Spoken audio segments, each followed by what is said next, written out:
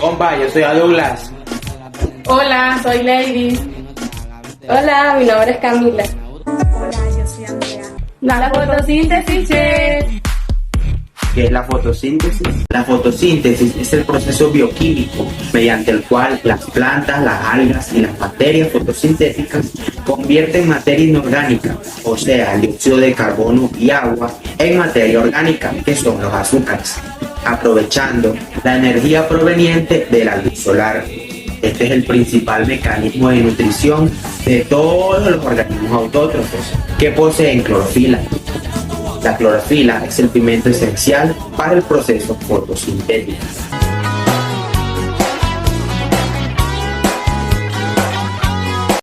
La fotosíntesis también sale de la planta a través de los estomas, es decir, que un cloroplasto es el organelo donde ocurre realmente la fotosíntesis. La mayoría de las células tienen grandes cantidades de cloroplastos. Los pigmentos en los cloroplastos hacen que estas células sean verdes.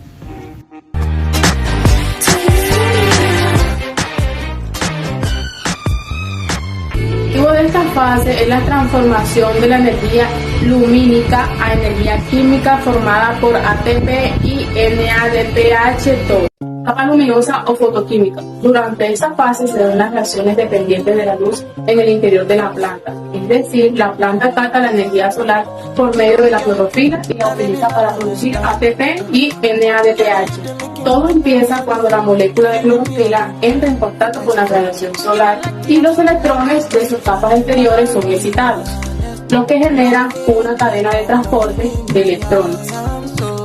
Semejante a la electricidad, que es aprovechada para la síntesis de ATP, adenosin, trifosfato y NADPH, nicotín, adenil, dinucleótido, fosfato.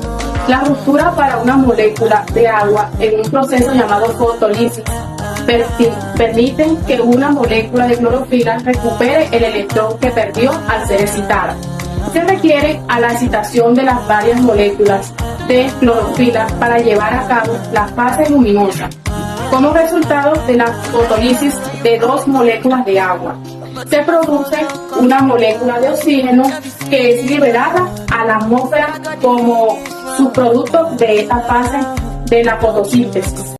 La fase oscura es un conjunto de reacciones que ocurren en la noche y en el día que convierten el dióxido de carbono y otros compuestos en glucosa.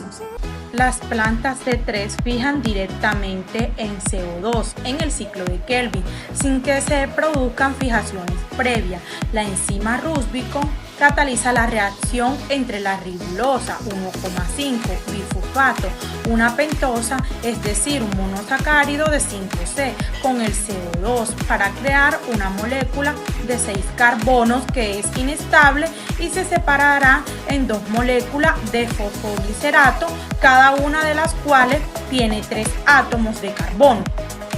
En las plantas C4, el dióxido de carbono, en vez de ingresar inmediatamente al ciclo Kelvin, reacciona con el fosfoenolpirato por acción de la enzima fosfoenolpiruvato carbolizada, originando oxalacetato, que es convertido posteriormente en malato, moléculas de 4 carbonos.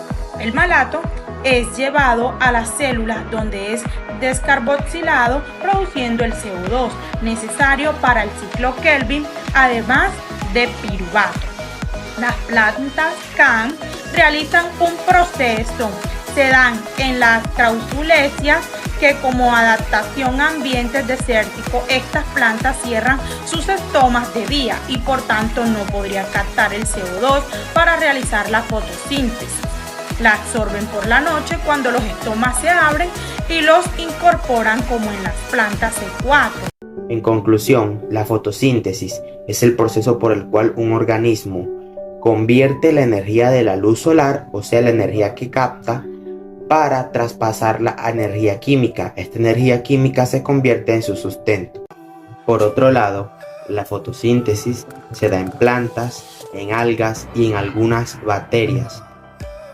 En las plantas, los cloroplastos contienen clorofila. La clorofila es la que se encarga de absorber la luz. En la fotosíntesis se da dos fases. la fase lumínica y la fase oscura.